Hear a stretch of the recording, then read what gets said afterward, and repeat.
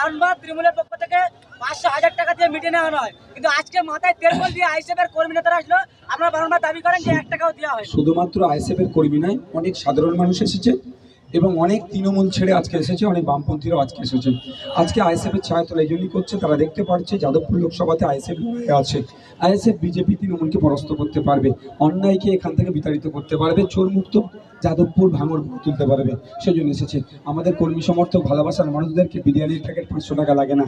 তারা দেখুন এই বৃষ্টিতে, আমি বলছিলাম আসবো না, প্রোগ্রামটা ক্যান্সেল করে দিচ্ছে, কিন্তু আমাদের নেতৃত্বরা বললো না ভাইজান, আমরা সর্বোচ্চ দিয়ে আমরা যাব, আপনি আসুন। বারবার আমাকে ডেকেছে, আসতে বলেছে, তাই আমি এসেছি। আজকে স্বতঃস্ফূর্ত মানুষ এসেছে, আমি সবাইকে ধন্যবাদ জানাচ্ছি। সাথে সাথে এটাই বলবো, শুনছি একটা প্রাকৃতিক দুর্যোগ আসছে, আমরা সৃষ্টিকর্তার কাছে চাইছি দুর্যোগ মুক্ত যাতে বাংলা থাকে, এই বাংলায় এই দুর্যোগে বাংলা না কোনো ক্ষতি হয়, সেটা বারবার আমরা চাইছি। তারপরে সতর্ক সজাগ আমাদের থাকতে হবে। কি বলবেন আরাবুল ইসলাম জেলে যাওয়ার পরে এই যে মানুষের তৃণমূল ছেড়ে আইএসএফ এ জয়েন করে, কি বলবেন? কে বলেছে আরাবুল ইসলাম সাহেব জেলে যাওয়ার জন্য হচ্ছে? এসব ভুলভাল কথাবার্তা আপনাদেরকে শোনাচ্ছে। অনেক আগে থেকে আসছে, অনেকে ভয় সেটা বুঝতে গেছিল, এখন ক্রমশ ভয় ছেড়ে চলে আসছে। আরাবুল ইসলাম সাহেবের দলের লোকেরা তখন সব অন্য গোষ্ঠীদের নাম লিখাচ্ছে।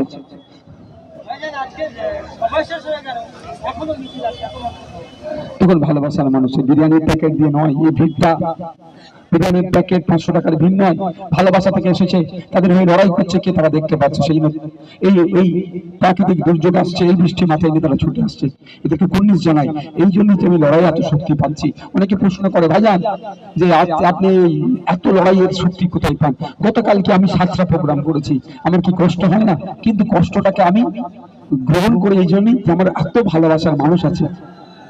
ভাঙড়ের অবজারভারকে দেখি তৃণমূল থেকে ভাঙড়ের দায়িত্ব থেকে সরিয়ে দেওয়া হয়েছে, শওকত মোল্লাকে কি বলবেন? কাকে কোথায় দেবে তৃণমূল সেটা আমি বলতে পারবো না, তবে একটা কথা বলবো, যে অন্যায় করবে সে জেলের ভাত খাবে। আজকে ক্যানিংপুরের জন্মদিন এলাকায় আপনি সভা করেছিলেন, সেই সভার পরে আইএসএফ কর্মীরা যারা বাড়িতে গিয়েছেন, বাড়িতে গিয়ে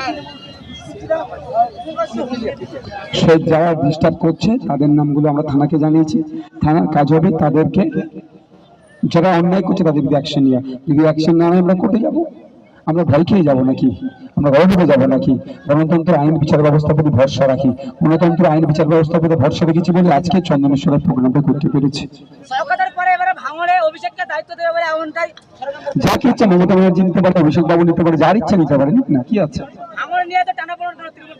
ভাঙড়ের এমন ছুচোবাজিকে পাঠিয়েছে বিধানসভার মধ্যে, এক ছুচোবাজি 293 ঘুম হারাম করে দিচ্ছে, ওই জন্যই হইতে হবে। Thank you.